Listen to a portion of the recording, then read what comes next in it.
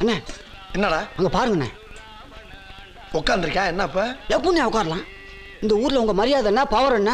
உங்களுக்கு முன்னாடி ஒருத்தன் வெள்ளையும் சொல்லியுமா உட்காந்துருக்கதை பார்த்தா என் மனசுக்குள்ளே ரொம்ப நெருடுதுண்ணே. என்னது நெருடுது? சரி இப்போ என்னடா பண்ண சொல்ற? ஒரு 5 நிமிஷம் இவனுக்கு சைக்கிச்சாமா நீங்கள் உட்காரணும்.